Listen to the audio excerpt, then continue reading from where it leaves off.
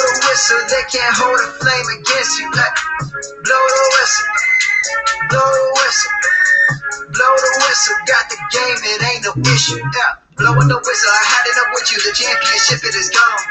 Ain't listen to you, I can't give it to you, cause you don't know what I've been on. This is the Coaches Podcast, ripping up everything podcast.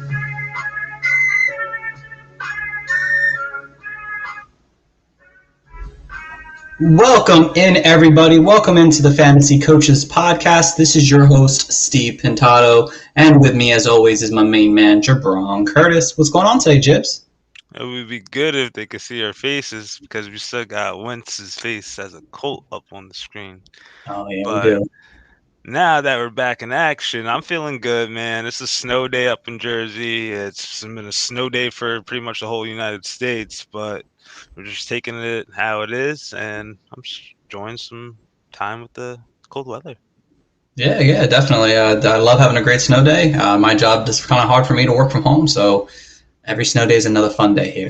But we got a lot to talk about today, guys, and if you've been sticking with us the last couple episodes, we're doing some Dynasty talk. Today is going to be the AFC South. We actually had a guest on today, Chris Pinto from the Belly Up Sports podcast, but he lives in Texas, and if you've been watching anything about the news, Texas is they're not doing too good with some snow down there, so he's okay, obviously, but sad we couldn't get him on the show, but we'll get him on at some other point. So shout out to you, Chris. Condolences to everyone out there. Exactly, yes. Condolences to everyone. It's not an easy time right now to be in Texas right now. So before we get into the Dynasty talk with AFC South, because it's kind of actually the biggest news of the day, just broke a couple hours ago, it's kind of lead us into that. But right before we get to that and break Jibs' heart, a couple other things when it comes to the news this week. I'm sorry, Jibs. Just a couple of rumors, things out there. Chris Carson not likely to return to Seattle. That's some eye-opening things. It could be a situation where he's just not there anymore, or he might not have that RB2 value that we all assumed that he would have going into 2021. So keep your eyes on that. We can update with anything we will. Chiefs are trying to re-sign Sammy Watkins. Gus Edwards is in play for an extension. Philly, which we'll talk about in a second, they're rumored to be sending out Zach Ertz. Colts and Seattle are very interested, but we'll see how that kind of turns out with them as well. But obviously the biggest news of the day, guys, clearly was, and if I could find it, I don't know what my thing is. Here we go. Carson Wentz is heading to Indy for 2021 third and the 2022 second rounder.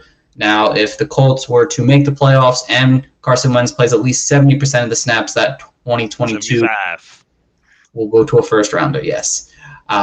Before I'll let you go, Jibs, a couple things real quick here. Eagles will take on $33.8 million in dead cap hit, the largest dead cap hit by any team taken by any player ever. While the Colts, they'll take the balance of Wentz's contract of $128 million extension, including $10 million guaranteed if he's on the roster, obviously, of March 19th, which Carson Wentz is getting that $10 million pretty easily right there. Now, Jibs, as an Eagles fan, he was there to help you somewhat make a Super Bowl run and win that Super Bowl. Yep. How do you feel about Carson Wentz gone now in Philly?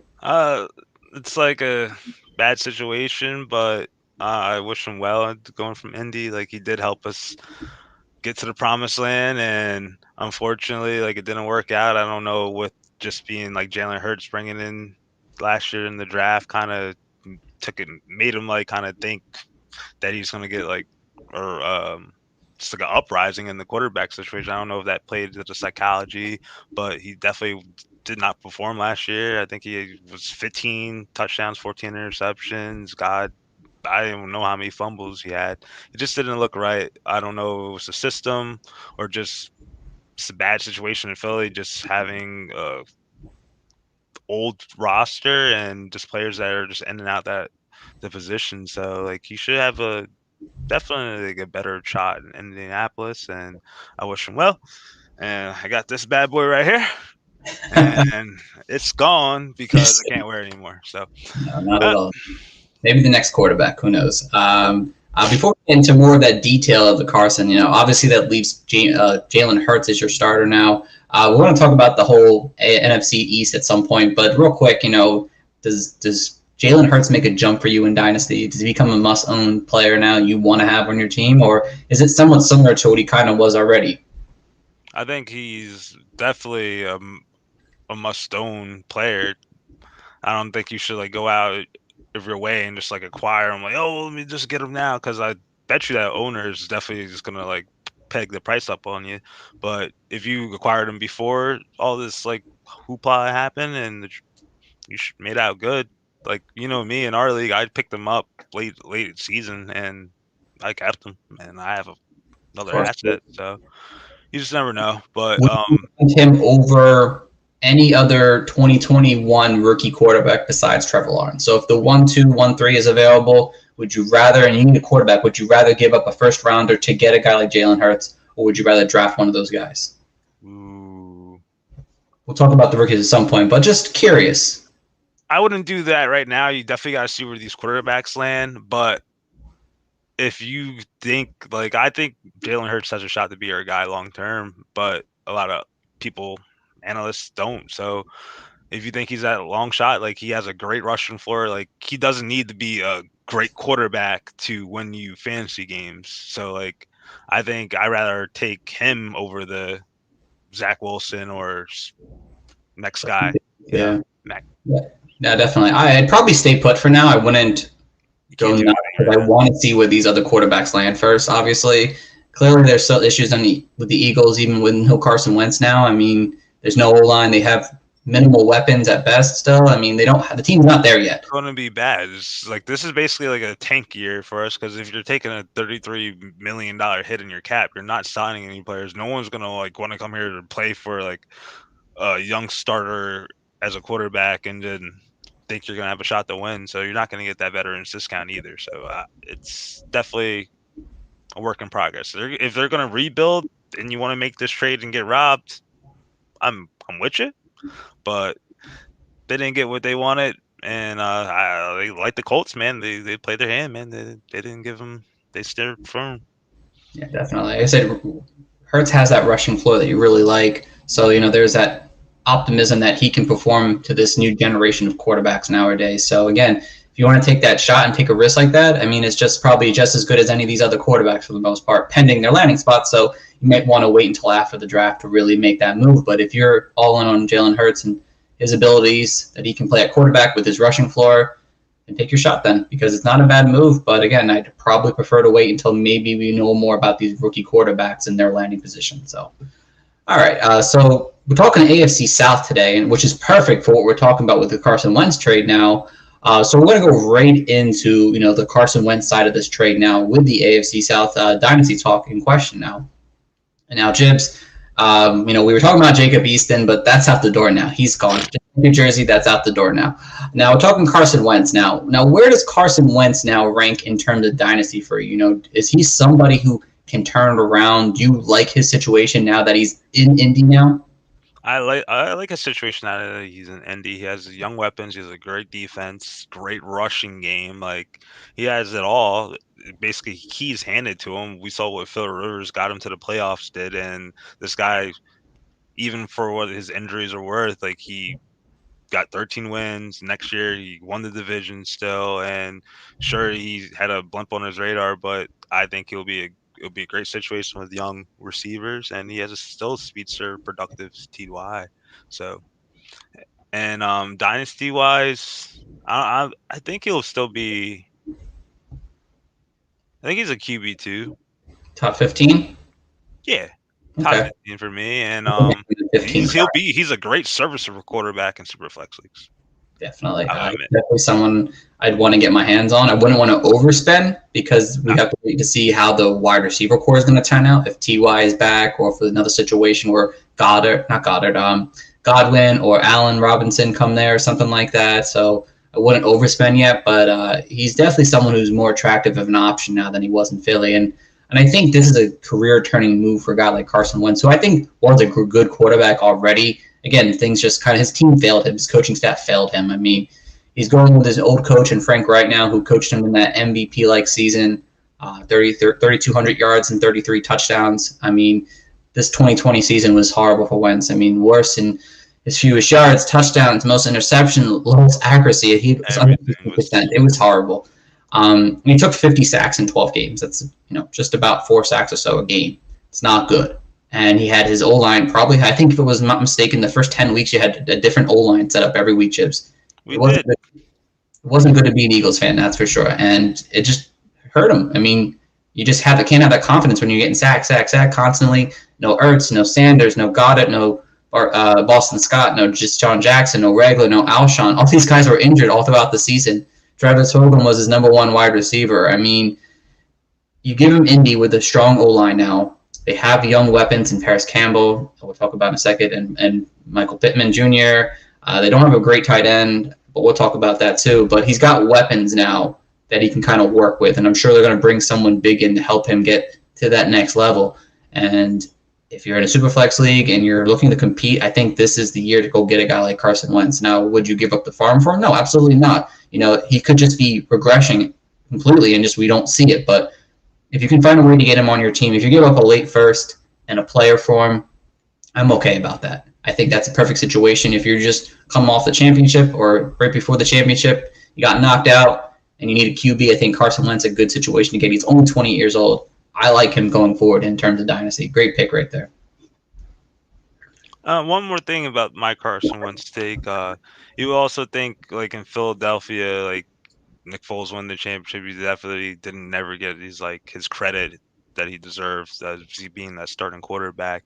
But now he gets to go to Indy, and like we said, like, he has the offense, he has the defense, he has the running game, and all that good stuff. So the load's gonna be off his shoulder, and I think he could be a productive player rather than chasing ghosts per se. Yeah, definitely. I think he's just in a better situation that gives him that stability on the O-line that he doesn't have to be forced to. You know, he's going to get sacked every second, and you know he needed that turnaround. And this is a change of scenery that this quarterback needed. It's so funny. The 2016 quarterback core of Wentz and Jared Goff both traded this offseason. That class wasn't as good as we thought they were going to be with the quarterbacks, but Wentz has an opportunity here, and I really like him moving forward now in Dynasty. So.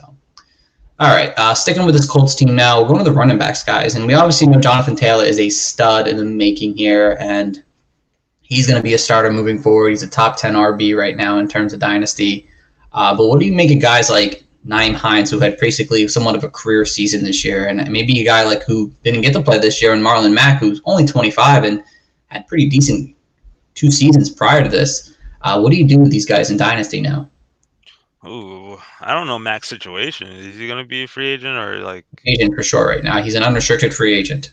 All right, so I'm pretty much just thinking he's gonna be gone. So like, if you have Mac, maybe you could sell him to some desperate guy who just wants to bolster up a core of running backs or just desperate for a running back. But like, I don't think he has much value. Like, unless he signs to a good team or has like a role that you will expect at least like a share in. So like. He's like a sneaky buy low, you think, if you want to buy into a situation moving forward. But Nyheim Hines, I like him a lot. Like, I think he could be a solid like RB4 at the end of the season, but definitely give you significant PPR flex value. So for a week to week basis, so I like Nyheim Hines a lot. Other than JT, we know what he could do, and he's a fan favorite. Yeah, of course, absolutely. For me, again, Marlon Mack is really just nothing at this point. Fortunately, you had him on your team. It kind of just doesn't pan out for me until he signs somewhere. He'd have to hit in the right situation to be anything more than an RB4 or a backup guy who kind of is more of a handcuff. They might re-sign him. I doubt it. He's kind of probably going to turn into the next Jordan Howard kind of situation where he's limited in the passing game, a solid, okay runner, but you're not really getting much value from a guy like Marlon Mack right now. Unfortunately, I don't think he'd have to land in the right situation to really perform to that standard. If you have him on your team, Jibs wants to buy him, I'm probably okay selling him off, and if not, just hold him and see what happens with him. In terms of Nyheim Hines, I mean, he had like I said, a career year almost, 77 targets on the season. Third in receptions and yards among running backs. Career highs in yards, touchdowns. He was great at home at 11 fantasy points per game. But does that translate with Wentz? I don't remember Wentz too much Jibs throwing to the RBs on a consistent basis like a guy like Phillip Rivers did. So with Jonathan Taylor taking that next step, does Nyheim Hines take a step down? It's possible. I mean, you also have to remember they had wide receiver issues all season with injuries and whatnot. And Wentz is going to throw the ball downfield, unlike a guy like Phillip Rivers did last year. So for me, I think Nyheim Hines is a great time to sell him off now, off a career year. It's not many running backs can kind of have 77 plus targets in a season, unlike James White. So for me, I think Nyheim Hines is a good sell-off right now, even with a guy like Carson Wentz coming, because I think it's going to be more of a wide receiver heavy, tight end heavy situation than it is going to be Nyheim Hines catching balls out of the backfield consistently. I like that take. Thank you, Seth. Thank you very much. All right, moving on, guys, to the wide receivers, and I know a lot of people probably had questions about this. And we're going to start with the young guys first, and Michael Pittman Jr. and Paris Campbell, both third and second year players now, coming off somewhat of an injury-like season once again. But do you expect them to take now big steps now with a guy like Carson Wentz there in Indy? I think they could take a step forwards, both of them. Like Paris Campbell had a very good first game and then got his season derailed with that injury in the second one.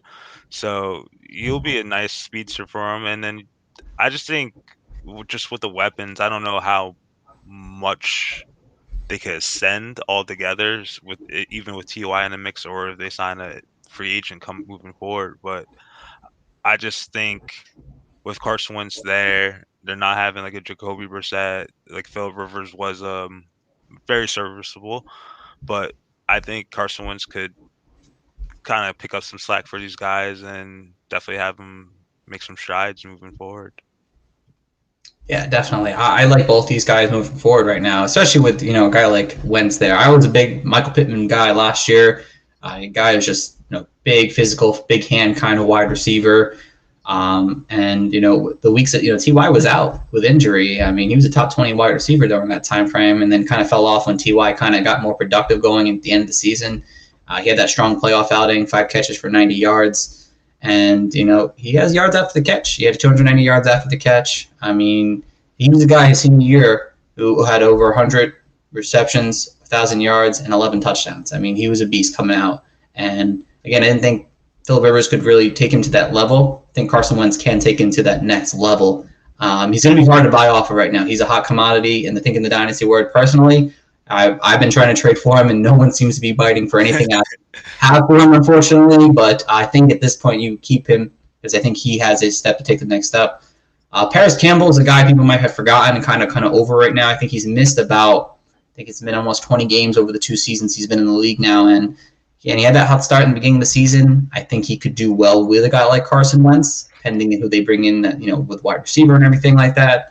But he's definitely a good buy low, a guy who you get for like a third rounder right now in fantasy, just to kind of throw on your team and see maybe he can skip that injury bug and kind of do something in fantasy for us next year. He's a really fast wide receiver, but he just hasn't been on the field to show us that. So both guys are guys that are trending, I think, upwards and wanting to get them going into 2021. All right, and out with the young guys, in with the old head here. And, T.Y. Hilton, I think he was at one point like wide receiver, like 90 jibs the first half of the season. Yeah. And now he had that hot second half of the season. But can he still be a valuable wide receiver? Say you're a contender right now. Is it somebody you want, or, do you want to wait until obviously after he becomes on a new team there? But even if he signs with anyone, doesn't matter who it is, say he's their wide receiver 2 at least or better, do you want a guy like T.Y. on your team? I didn't know he was a free agent. He's a free agent, yes. Oh, wow. Yeah, I think so. Like, why wouldn't you want a guy who I will say, like, teams personally value? So, like, we were saying, like, a guy like Julio Jones, like, we know he still has an established role with the Falcons, and people will pay a first round to probably get him still. Would you agree? A late first rounder? And I think T.Y. Hilton's still a good wide receiver, and he still has value. Like, if you could get him for a second round pick, and you could, or just throw him on for a trade, like, I don't see why not. Like, I think he still has some thread left on the tire. Yeah, no, definitely. And if he's still on the Colts next year, like, I don't see why not. Why wouldn't you just like dangle a second round pick? Like, you're not, like, owners know you're not going to get that like high premier like pick or first round pick for him. But I think like he's good. Yeah, for me, I think if you're a contender, I think he's the perfect buy low situation to now. I don't think you wait until free agency because I think that's when his value will jump back up. So he signs with the Colts. People are going to say, oh, Colts and Wentz, that's going to be the new Deshaun Jackson situation. If he goes anywhere else where maybe, I don't know, the Jets, that's not a great situation. But still, he's going to get targets, Chicago targets. He's going to get targets other places if he goes anywhere else, I think. And I think this is the time to get him on your team now. Give him that mid-second if you have one. Get him on your team because I think anywhere he goes just about put a productive season. He may not be a wide receiver 1 anymore in terms of fantasy, especially in my eyes, but he can still have that potential to possibly be a wide receiver 2, at least a wide receiver 3 for you in fantasy. He puts up big numbers. I mean, he's got an impressive career. I mean, he's in 8 in his 9 seasons. He has 8 of them with at least 5 touchdowns. I mean, he was solid. I mean, he only has 1,000-yard season over the 3 of the last 4 seasons, so there is an injury concern you have to take into somewhat of a risk factor if you do trade for him. But if he comes back with the Colts, I think he'd probably be a great guy to buy. And you have to do it now, though, because after that, people are going to get stingy about it and want the world to get for T.Y., and you don't want to trade the world for T.Y. You want to buy a low on a guy like this at 31 with injury risk. But he can do something with the ball. I mean, he had 772 receiving yards this coming season here. And he had 1,100 air yards. This means him and Phillip Rivers were just not on the same page much of last season here. So give him a guy like Carson Wentz who has a better deep ball throw to his game here. T.Y. could be someone you buy that low on. And no matter where he goes, I think he's an okay option. Just don't give the farm up for a guy like that. So, all right. And then finish it off with the tight ends real quick here. Now that a guy like Carson Wentz is there, do you want any of these tight ends? 2 of them are free agents in Mo Alley-Cox and Trey Burton. But Jack Doyle's there for another year. But do you want any of these guys? Do you want to try to buy low on them because of the Carson Wentz situation there? No. No. Me personally. I agree with you. I don't see Jack Doyle staying up 16 games at this point. I don't really think him or Mo Alley-Cox or Trey Burton are premier tight ends anymore at this point. Mo Alley-Cox is likely to come back because he's a restricted free agent. But I think they look elsewhere. I honestly think they find a guy like Hunter Henry or Jonnu Smith to come in and play tight end for them. If that's the case, obviously the guys like that would be a huge bump up, but I wouldn't want to go out there and physically spend anything more than a 4th on any one of those guys, basically. That's how I see it. All right, and we'll go back to Titans now because we were supposed to start with the Tennessee Titans, but we got a little Carson Wentz trade going. The show. Yes, exactly. The Colts stole the show. So now we're on the Tennessee Titans now, guys. And where are we starting here with the Tennessee Titans there? Obviously, we're starting with the quarterback situation. And Ryan Tannehill. Now, what are your thoughts on Ryan Tannehill in Dynasty right now? He's 33 years old, had a 2 season and a half of fantastic play here now. Is he a guy you want on your Dynasty teams right now, Chips? I wouldn't mind him on my Dynasty team. Like I said, he's proven me wrong plenty of times in the last 2 years. And he finished QB8 last year, and I don't think he's gonna be an asset that's gonna be hot on the streets that you can acquire. If you're having a waning quarterback position issue, hey, you could get him on your team. I don't think it's going to cost you that much. One quarterback league, super flex league, it might be a different issue. But I like his stats. If he's not getting you those boom games, he's typically getting you 18 points. So it's not really killing you. So he's pretty consistent. Yeah, no. I love Ryan Tannehill. I'm a Dolphins fan, as you guys can see on my hat here. I forget where my camera's at. But Ryan Tannehill in Dynasty right now, I think, is a guy you want to get on your Dynasty team. I think he's a guy who is just found his situation, just like a guy like Carson Wentz, rejuvenated in a new system, a new area. And this is a guy who last year never finished worse than a QB2. Since 2019, he was the QB2 in fantasy. QB2 in fantasy. I think only Pat Mahomes had a better season than him so far. He does pretty okay overall in terms of, throwing and everything like that. Very accurate quarterback. The only thing that, really niches in that he only had 300-yard games last year. That's it, 300-yard games. I think he finished the top 10 quarterbacks, though. That tells you something about what he's able to do in this offense here. We know it's a run-first team. And, he is someone who can just put up good numbers. Now, will that continue over his career? Probably not. I think his peak is right now, and I don't expect him to take another step or anything like that. He's going to be a solid quarterback over the next 5 years he plays in the league still. I mean, there's some issues with him. He had 30 fantasy points in 5 games last year or more. They were all against bottom 10 defenses. And, he struggled sometimes against pressure situations here, but I can't think of my point on there. Oh, my God. I think it's the beer. No, I'm just kidding.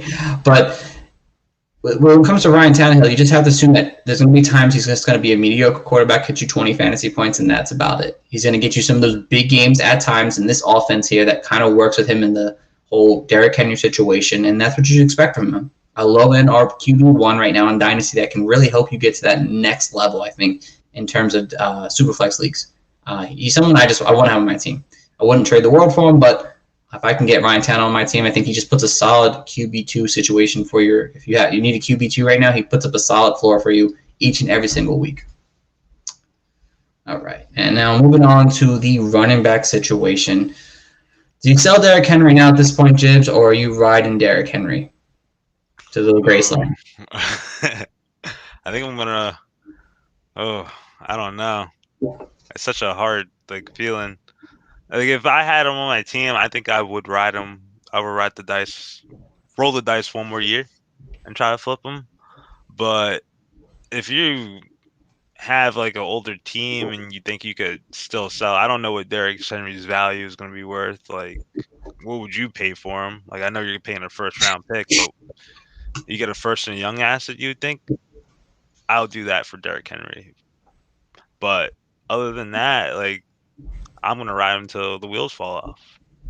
Maybe I could get a late first round in, let's say, maybe Clyde, Cam, maybe those lower tier running backs, shoot for the moon. Do you think you could get that DeAndre Swift for Derrick Henry right now? Straight up? Yep. Some owners might do that. I know DeAndre Swift, we'll talk about him at some point, but he's got a guy who's on the rise right now. But would I trade DeAndre Swift for Derrick Henry right now? If I want to win this year, I probably would be okay doing that. Obviously, in Dynasty, you want to win the long term. But if I want to win a championship this coming season, I would be okay getting Derrick Henry on my team. Even vice versa. If I wasn't winning this year, or if I was, I would be okay taking DeAndre Swift for Derrick Henry because I think DeAndre Swift has a great value going forward. I would probably want a little bit more than just Swift because he's unproven. That's what I'm saying. You get a lower first and a rookie from last year, not named Jonathan Taylor. Again, if I'm not winning, I'm okay doing something like that. If I'm obviously contending, I wouldn't want to do that. I'd rather have Derrick Henry. This man's just a force by nature.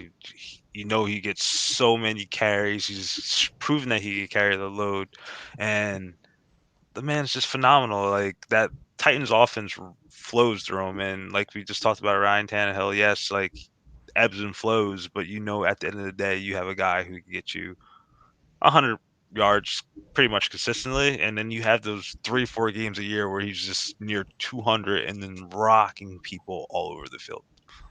I think I want that on my team, even though he doesn't really catch the ball, but he's just proven the game wrong and going back to the 1980s type of style. Yeah, he was 38th in receiving yards this year and 31 in targets. When you get Derrick Henry, you need to realize it's not about his passing value. You just throw that out the window because he's not going to worry about that. He's going to be a guy who has had back-to-back carries and rushing yards back-to-back seasons now, and he was number 1. He had 10 games over 100 yards. You have to love that, and he probably would have finished as the running back 1 if we count week 17, if not RB3. I mean, he averaged 5 more points a game in the second half of the season. You always have to assume that if you have Derrick Henry and you're going for a championship, he's going to help you get to that championship because he's so valuable in December. And how many players can we say have had, 3 200-yard games in a season? Not many. And this is the best stat. I mean, he has 45 touchdowns over the last 3 seasons now, Jibs. 45 in the last 3 years over 10 15 touchdowns. That's about 15 a season. Yeah, that's insane. That's a guy I want on my fantasy team. That's a guy I want on my fantasy team. They're going to continue to run through Derrick Henry. And the big thing about Derrick Henry is that he's only been doing this really for 2 seasons. It's not like he was a rookie and he's been doing 300 yards like Zeke was. It's the last 2 seasons he's had 300-plus carries. The other 3 seasons, it was 223, and then they were under the 200 because of DeMarco Murray was there. So he's got probably another 2 years, I think, of dominance still. And then after that, it may fall off because of the amount of carries. But he's a big physical guy. He's a guy I want on my team. I don't want to sell him unless you're really in a true rebuild that you just don't have no shot to win over the next 2 seasons. Then, yeah, sell Derrick Henry. But if you're on a team on the cusp and you just need Derrick Henry, go get Derrick Henry because he is a guy that's worth getting you to that next level, I think, in Dynasty right now. And 36 touchdowns over the last 2 years. That's insane. Insane, guys. All right. And one real quick thing. Darrington Evans, huh? Total touchdowns. Total touchdowns, yes. One last guy before we go to the wide receivers. Darrington Evans. It was a big name last year. I know we talked about him a couple of times. He's a guy who was like, oh, he could be the number 2 to Derrick Henry, and actually seen some, fantasy spark in this offense here. And those who might have drafted him on the earlier side, like in round 2 or 3, is it kind of saying that as of right now, you kind of done with him? Is he irrelevant moving forward at this point? Yeah, I think he is pretty irrelevant. Like his value just basically hinges on Derrick Henry injury because I don't think Mike Vrabel is just gonna just go to a 2-back system at all of a sudden. So like he showed some trickery like when they put him in like goal line situations late last year, but other than that, like he's pretty much being a no-show on your team. Yeah, he's got that like lightning to like Derrick Henry thunder that you'd like to see. I think many people kind of forgotten about him. I think at worst you could trade a 4th rounder and try to get him on your team. God forbid anything happens to Derrick Henry. He was injured a lot last season, so he may be a forgotten asset to a lot of dynasty owners. I don't really see his passing value. He only had 39 receptions in college. So for him, it's really just that he has that ability to get to the outside quickly. And maybe you have a role, maybe you won't. But if you trade a 4th rounder and see what you can get for him, go for it. I mean, he's only 23. He had a rookie year that people forgot. He could end up being something still. We liked him coming out last year because he was somewhat of a explosive running back. So we'll see if maybe he gets something going this year. So just want to throw his name out there because I know people picked him up in their rookie drafts everywhere. So. All right, heading over to the wide receivers now. Where do you have A.J. Brown ranked in Dynasty? 4. 4. He's number 4 wide receiver. Okay. Why? Why? Yeah, why? Because he's a stud. That's why he's 23, probably going 24 this year. I know he kind of gets devalued in some people's eyes because of like the Titans, like offensive philosophy, running the ball a lot. But I know he scored 11 touchdowns last year and he did it on 70 catches and had a 1,000-yard season. But I just think eventually this offense is going to have to evolve out of the Derrick Henry shell. And when it does, A.J. Brown's going to be the beneficiary. And yeah, he had that season on 106 targets. And like these guys are like, say that some of the premier wide receivers in the league, they're getting like 150 targets plus. We'll say like our average, like 130 targets a game a year. And I think when A.J. Brown could get to that threshold, with 130 targets, I think he's manageable. But like over a couple of years, when they do get to that threshold, I think he's going to be a baller. He's going to be a beast. Like we see what he could do with the yards after carry. And if you give him more opportunity, I think you could have more chances for him to have more breakout plays, score the touchdown, and be a productive asset for dynasty managers. I agree with you. I actually have him 6 right now. There's nothing against it. I mean, I just like the other guys to kind of better in their situations. But A.J. Brown is a physical beast right now in Dynasty. I mean, the fact that I think he had knee issues all of last year, that he needed actually surgery and played the entire season. And when he came back, he was injured the first couple of weeks of the season. Definitely a big scare. He came back in week 5, and he was wide receiver for the rest of the season. Fantastic. I mean, the biggest thing about him was that him be more consistent in his target shares. He was just a guy like explosive. You give him 3 targets and he went for 100 yards somehow. Now that he's getting 5 to 8 targets a game now, that tells you he's going to be a premier wide receiver for this team here. And he's going to be going to next season here. He's going to be seeing over 100 targets going in next year, bearing he stays healthy. I mean, he had 8 games. The final 11 weeks, he had double-digit fantasy points. I mean, he had 106 targets. I expect to be 130 next year. He had 19 touchdowns over the last 2 seasons. He gets touchdowns. You want him on your dynasty team. I'm okay trading players away. Like, would you trade Tyreek Hill right now straight up for A.J. Brown? I want to see. Just want to see. No, okay. DeAndre Hopkins, A.J. Brown. Yeah. I would do the same. I would do the same right now. Metcalf or Brown? Ooh. So if you have him at 4, who's ahead of him besides? Metcalf is 4. Maybe Metcalf is 3. You have Metcalf is 3. Okay. So that's kind of tells you he's again. I'm Metcalf, always about the young guys. That's how I do my dynasty philosophy. But go ahead. Yeah, I was gonna say that I think that besides like maybe Devontae Adams right now and Tyreek Hill might be the only players right now you want to trade.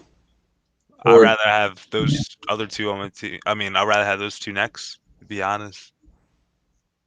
So, I mean, it's a close call right now, guys, in terms of A.J. Brown is a truly dominant wide receiver, and he's going to continue to improve, going to be 24 years old in 2021. So, he's a guy, if you have him on your team, you're happy, and if you don't, you want to get him. So, all right.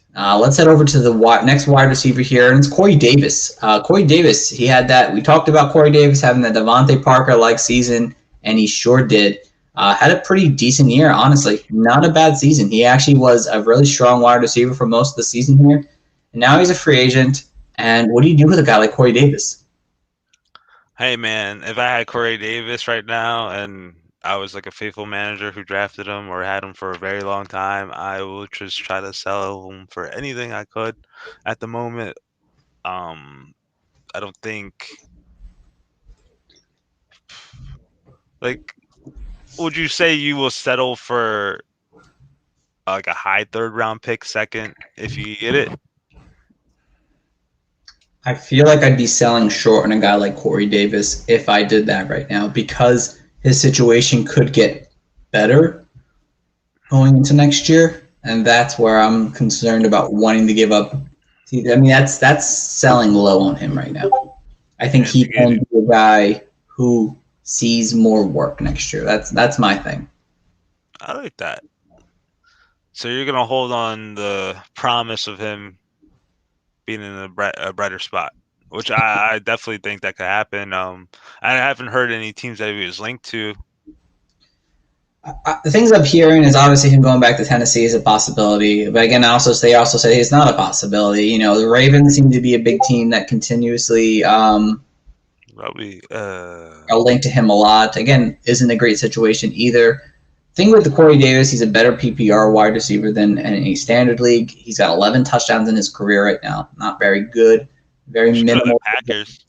Packers would be a good opportunity too. He's got 8 red zone opportunities last year. He's more that possession style kind of wide receiver, but he did average 13 fantasy points a game. He was a solid wide receiver 3. He's still relatively young, and I think he could be a guy who kind of can improve still going into next year. He had some injury bugs. He had to deal with Marcus Mariota, a very dysfunctional offense, and then he got a chance with Ryan Tannehill this year. He got a little banged up at some point, but you saw when he was healthy with Ryan Tannehill that he was actually performing for us in fantasy, and that is something that I don't think you just sell off because I think there's an opportunity for him to still be better. If he comes back to Tennessee, it's another year with Ryan Tannehill. The chemistry is building. He goes somewhere else. He sees possibly more opportunity in his target share going to next season with it less of a run-first team like the Titans. So I think it's someone you want to hold on to. I wouldn't want to go buy Corey Davis, but if you have him, I'm okay holding on to him to see where he lands next year. All right. Let's get over to the tight end situation real quick here because we're going really slow here for the duo of us, but that's probably my fault. I'm talking a lot today. All right, Jibs, are you concerned with Jonnu Smith's second half of the season performances? Yes, I am concerned with Jonnu Smith's second half of the performance. He really was like a goose egg at times, and if he did have a bright spot for you, it was basically a touchdown on a mean like a catch or maybe two for the whole entire game. So one thing that is a fork in the side is Anthony Ferkster, who definitely made strides at the end of the season and who was a definite player or I'll say impact player in the game in the playoffs.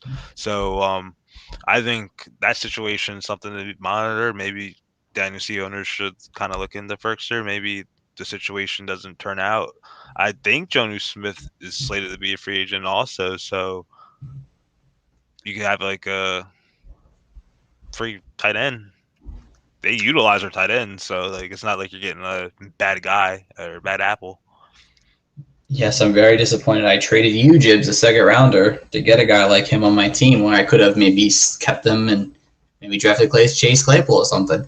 But yeah, it's definitely a bit of a concern if he goes back to Tennessee next year because I don't think you're going to see that top 8 tight end numbers that you thought we could see out of Jonnu Smith because, I mean, it could be. If they don't sign another wide receiver, they bring Jonnu Smith back and don't bring Corey Davis back and they don't draft a guy or bring a guy in, yeah, he's okay. But we don't know where he's going to land. There's rumors that he doesn't go back to Tennessee. And maybe he lands in a good situation, a bad situation.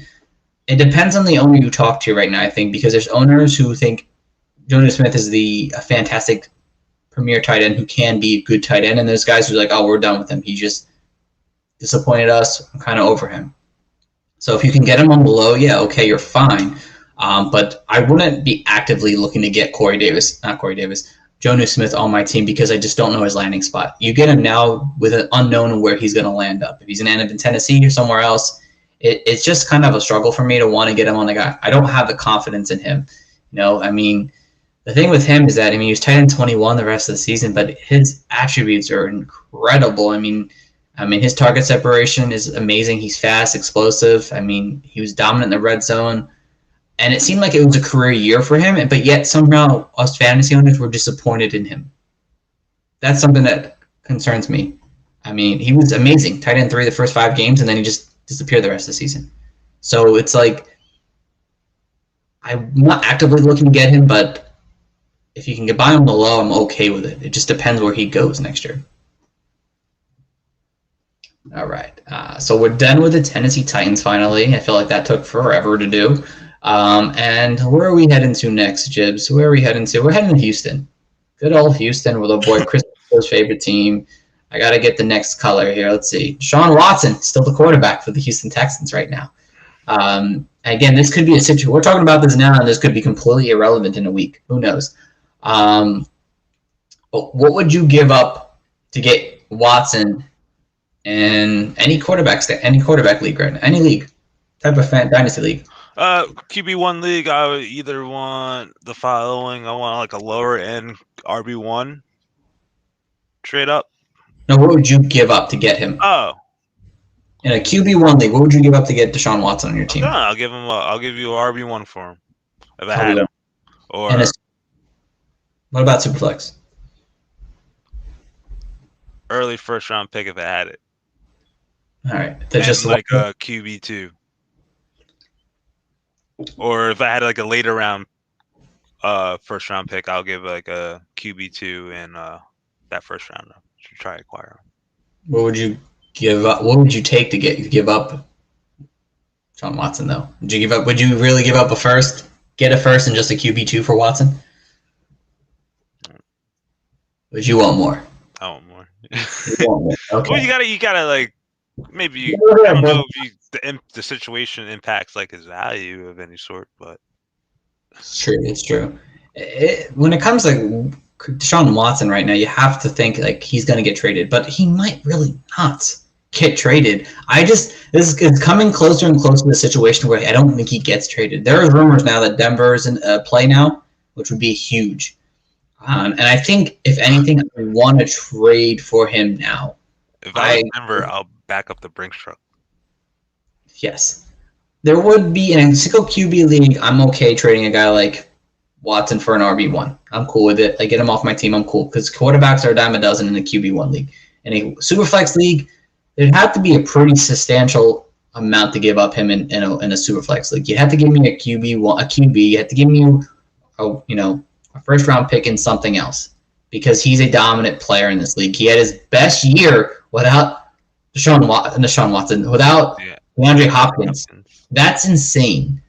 The kid is amazing. He's got a rushing floor to his game here, and if he ends up somewhere else, more than likely it's going to be a culture change for him.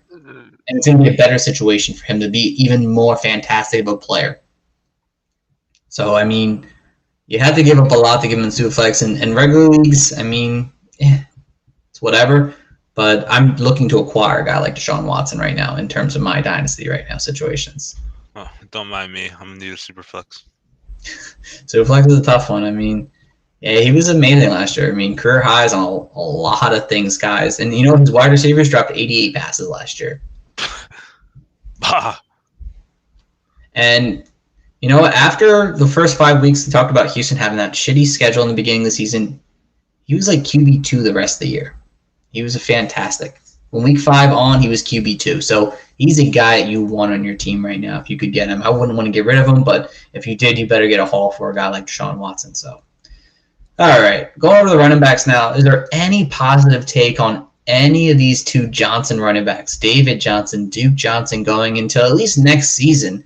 Obviously, they don't really have long-term dynasty value because they're both older veteran running backs, but do they possess any value? Like a guy like, especially David Johnson, in terms of a contender right now, is this someone that you would buy into? Yeah, I could buy into him, but like if I was a contender, but like I don't think you want to overpay for a guy who's going to be 30 next year. A late first rounder. You just won the league. You need another RB as depth. Trade your first round pick to 112, let's say, for David Johnson. I don't think I would. Okay. But who are you going to get that late, though? I don't think it's going to be a game changer. I mean, you never know. You never know. Obviously, like a guy like Justin Jefferson was a late first rounder. You never know who you're going to get. Obviously. Oh, you do in that perspective. That's true. We'll get to the rookies at some point, guys. Currently, right now, we don't know who's going to be the best available at the 112 yet. I just watched some of the Houston games, and then like you could kind of just peg him in like David Johnson and James Conner. Like if you watch those two play, it kind of look kind of similar. Like they just plot into the line. They'll get like minimal yards per carry, like maybe 2 at a time. And if they landed the touchdown, they had a good week. If not, like it was kind of like you're just left in the dust. But David Johnson ended the season on a good note, and I can see why you will want to, like, as a contender, acquire him for a late first round pick. I don't think it's a bad idea, but you also just want to monitor the situation. So like maybe you acquire David Johnson and like what would you think? Like say like we've been hearing a lot of Christian McCaffrey, Deshaun Watson trading like to Carolina. You think they'll probably get David Johnson back in the deal, wouldn't they? And he'll get sent to Carolina? You would assume so, possibly, because they just need a running back. But, I mean, yeah, I mean, it's possible that he's involved in that trade if that were to happen. I'd be insane if they were to do that, but it's possible. Very much so. I mean, it's wild. It's so wild. But, yeah, I think if you can give up a second-round pick for a guy like David Johnson, if you're a contender, I would completely do it. I would do a second round in a heartbeat. Yeah, I wouldn't do the first probably, but, I mean, he was an RB16 the first 7 weeks of the season. I mean, he had 10 fantasy points in PPR leagues in 6 of the 7 games he played in. I mean, he's got a receiving floor to him. I mean, they were the second worst run team in the league.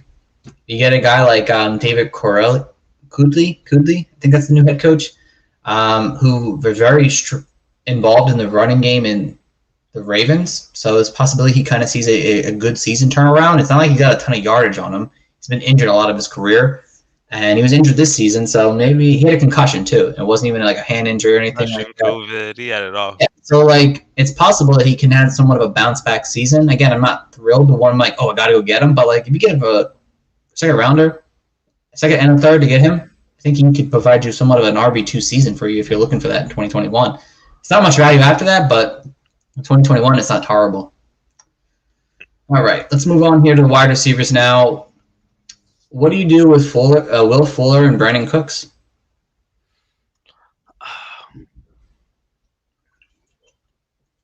Will Fuller is a straight sell high. Yeah, I'm selling on Will Fuller, but I love the guy. Like I think he's a great player. So I think both sides of the deal will work out. The guy getting them and the guy who's getting the assets back. And Cooks, I think, eh, is their values is so tied to Deshaun Watson, so it kind of just kills me in my heart. But like, I like to buy low on Brandon Cooks because no matter where he went, like this guy has just produced 1,000-yard seasons, and I just think it's the proof's in the pudding with him. So if you're gonna get like a guy like Brandon Cooks who consistently just does things, and no matter like where team he goes to, what quarterback, I think he could be a nice guy you could acquire rather than Will Fuller. I think you could buy Will Fuller. I mean, you could buy Brandon Cooks cheaper than Will Fuller. Yeah, absolutely. I mean, Brandon Cook's 28 already. Again, he struggled a little bit early on in the season. I mean, he finished pretty good the last couple weeks of the season. He was wide receiver 3, but he reached 1,000-yard mark again. It was kind of a quiet 1,000-mark season for him this year. Honestly, I didn't expect him. If you would have told me Brandon Cooks had 1,000-yard season, I would have been like, you're full of shit. And he ended up having that. Again, he didn't do as well with Will Fuller on the field as well. Again, he was also banged up and injured at times and didn't have that same chemistry as obviously Will Fuller had with a guy like Deshaun Watson. But I think Gibbs is right. You're going to get a guy who I think can put up wide receiver 2 numbers. I almost expect Deshaun Watson not to go. I don't know what they're going to do. I think they're going to play real hardball and say, hey, if you want to sit the season, go for it. Because we're not going to just trade you for nothing. No one's going to give up the amount of picks unless Carolina does what they're going to do for a guy like Deshaun Watson. So I think Brandon Cooks has a good season no matter who's at quarterback for them, I think, at this point, because I think this is the only one wide receiver outside of maybe QT who's a good buy low guy. That's really great. And as I said, I already kind of mentioned Will Fuller. I mean, he's missed 27 games over his 5-year career. I mean, he obviously got suspended because he was taking some kind of drug to keep him on the field this season. Oh, man. Again, he was wide receiver 5 the first 12 weeks of the season, and there's a reason for that this year. He had 500-yard games is the drugs, I think. And hey, no, he's a good player, man. He's a good player. Don't get me wrong. He's got a tremendous talent. But the fact that he cannot stay healthy, and it just so happens his only healthy season were when he was on some kind of drug, unfortunately. And I hate to say that about a player, but coincidence, that's how I see it. He's already 27. I don't see many more 16-game seasons from him in his career, so sell high on him. So if someone wants to buy on him on his situation, wherever he goes, sell it. Get rid of him. I love all that points. Exactly. All right, finishing up with the tight ends. Just Darren Fells, Jordan Akins intrigue you at all, or can I just tight ends? They have tight ends, yes, supposedly. Nah, they don't because they cut each other's playing time for me, but nah. Straight no for me. Yeah, that's about it. There's nothing good left. I'm kind of you get these guys as a depth piece, but it's not exciting. They're really just like the older veterans. That's kind of all I see about them. A guy to keep your name at is Warring. Young Warren. Calvin Warren, yeah. He's a possibility if you want to stack him on your stash. Maybe he sends up something this year, but none of these tight ends are familiar, especially if Deshaun Watson leaves. I think at that point it's just a lost cause for the tight end, all positions at that point. So, all right. Where are we at here on my thing here? Houston Texans, you're done. Goodbye. And we are on to the Jacksonville Jaguars time. The Gardner Minshew train. You can't see him in the background, but we all know that Trevor Lawrence is going to be starting quarterback. I'm not going to talk about that right now because we'll get to that at some point during the season when he actually officially goes there. I don't want to jinx that he doesn't show up there. Who knows? But obviously we all know he's going there. So we'll wait about that when we get closer to the season. Talk about him more clearly. He's a QB1 in Dynasty right now that you want to get. But a guy like Gardner Minshew, in a super flex league only, obviously, there's always, you got to have depth at the quarterback position. God forbid, can Gardner Minshew be a guy you go out there now and get and say, hey, I'm going to hold this guy on my roster. He's a young, not horrible quarterback who can put up fantasy points at times for me over his career, I think, and be a journeyman quarterback the rest of his career. Do you go get a guy like that now? I think he'll be a journeyman quarterback for the rest of his career. I think he'll be like we've seen the kid play, And we've seen moments, a lot of good moments. We've seen a lot of bad moments. And I think as he could develop, I think he could get a little more fine-tuned and play for a team that, hey, like, I'm not going to put anything into fruition, but like, so he could be like a backup quarterback for a Cowboys, just fall into like a situation that just becomes like a gold mine. But I think, yeah, I think if you want to have a great future site and get him on the cheap right now, dude, because he's probably not worth much, even though he's still a quarterback. I think that's a good. I think that's a good take, Steve. Like you get him on the low and then kind of bank on it later, like a little stock, like a penny stock. Exactly. Exactly. It's not going to help you out maybe right away, maybe the next year, but Gardner Minshew, I mean, he was a QB 12 the first 7 games of this season here, and people don't really realize that. And then after that, he got injured, and then he came back and just didn't perform the same way. It could be injured. It could just be this team just wasn't that good. We got our mascot in the background making some noise. I love it. But he was set up to fail. Gardner Minshew wasn't giving the opportunity to, like, hey, you're going to be our quarterback. We all knew that they're going to get Trevor Lawrence in 2021. We knew that going into this season here. And it just, he didn't handle the situation right. He clearly didn't have the same chemistry as he had last year. But compared to last year and this year, he was pretty much the same. It's not like he did worse in the first 8 games. He was pretty much on par. If anything, he did better his sophomore year than last year. And he's not a guy who's going to cause a lot of turnovers, but he's a guy who can do things with the ball in his hand. I mean, it's crazy. And I think at this point of his career, he's done being a starter for the Jaguars, of course.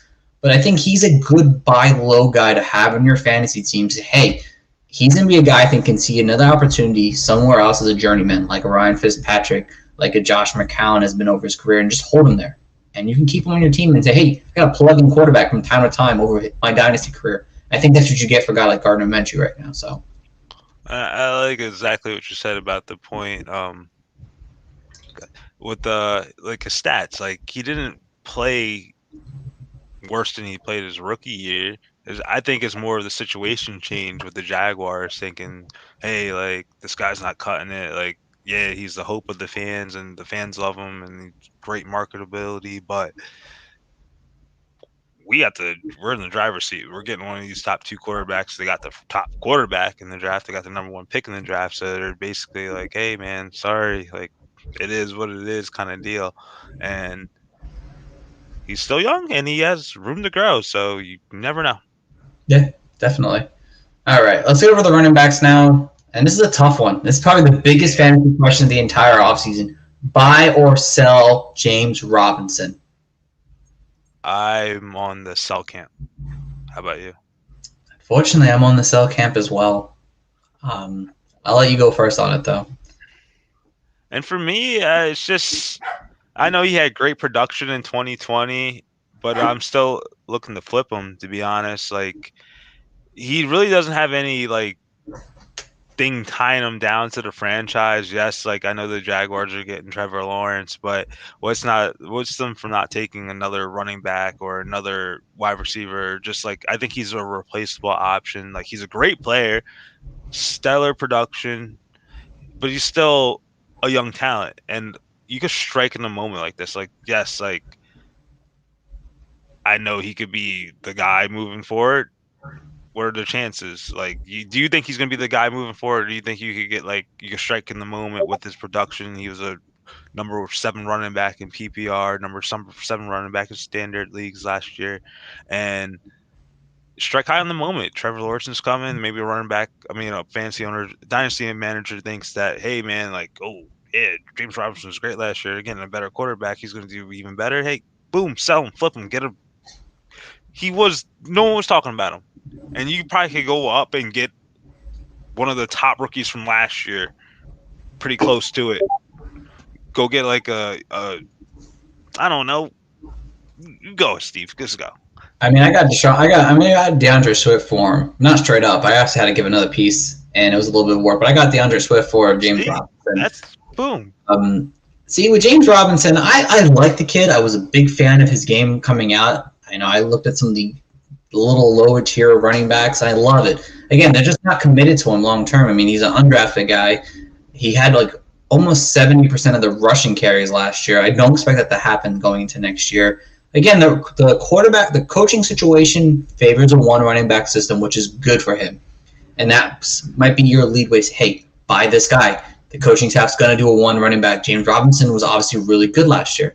But again, people don't know what to do with a guy like this. I think, unfortunately, if you have him, unless you can get a first for him or a good player back in return you believe in, you might have to hold on to him. And then if you see him do good week 1, week 2, that's when you sell high on him, I think. Because I think people are like, oh, he's for real. But how many times does a running back finish as an RB1?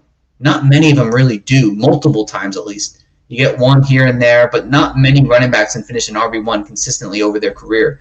And I don't know if James Robinson can be that guy. It's a one-year wonder possibility.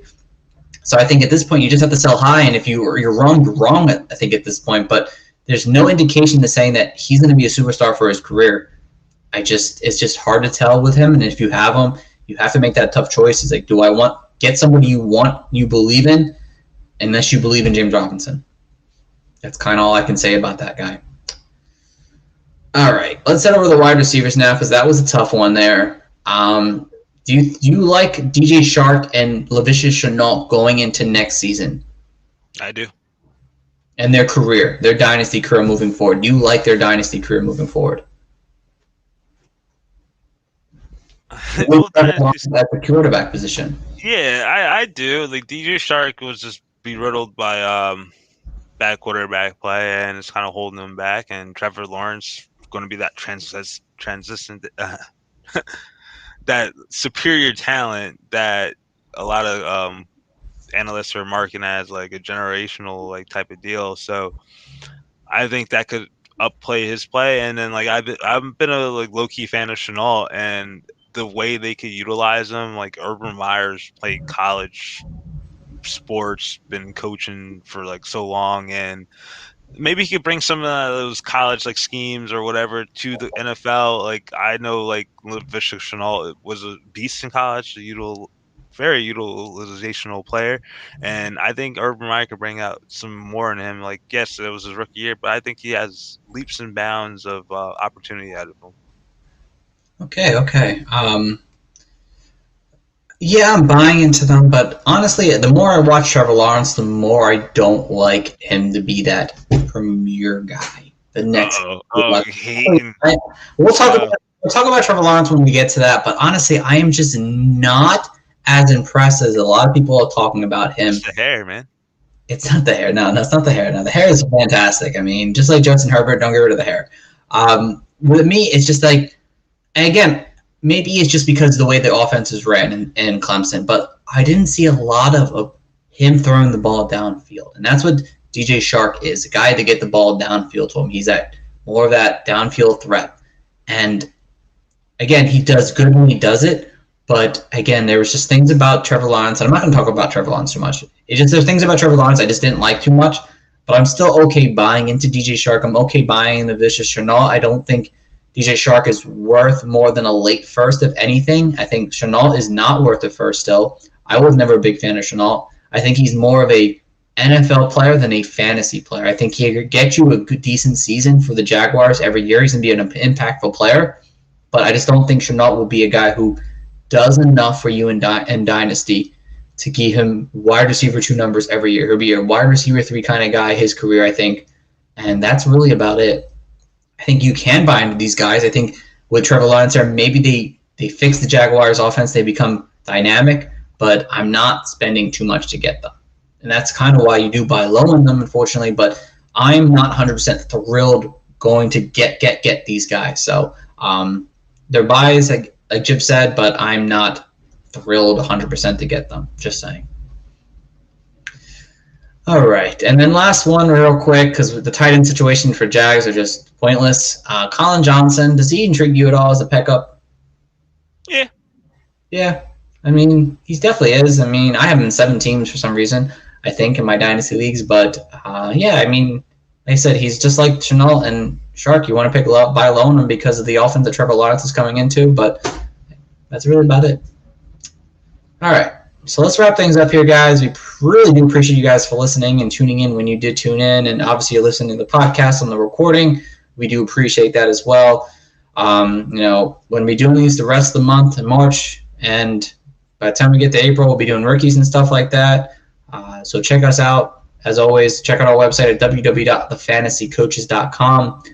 We got everything up there, our rankings. We got articles popping out. We actually have a couple new ones. We have a couple new guys on our team here. Brandon, and I want to say it's Zach, but I'm not sure, to be honest. It's Z-A-K. I'm going to say it's Zach. Zach, if you're listening. Zach. It's Zach. Okay. They posted up a couple draft prospect articles to check out. They posted a sell-high article as well. So check those guys out. Check out our whole team. We're doing some great things here at the Fantasy Coaches. You can follow us over on Twitter at Coaches Fantasy. You can follow us on Instagram at the Fantasy Coaches. You can follow me personally at Coach Stephen P. At Tick Honcho. Yeah, follow us, guys. We appreciate you guys for listening. Tune in until next week. We'll be back with the AFC North. We'll have a guest on for that one. So, guys, tune in until next time. Thank you for listening. Take care and have a great one.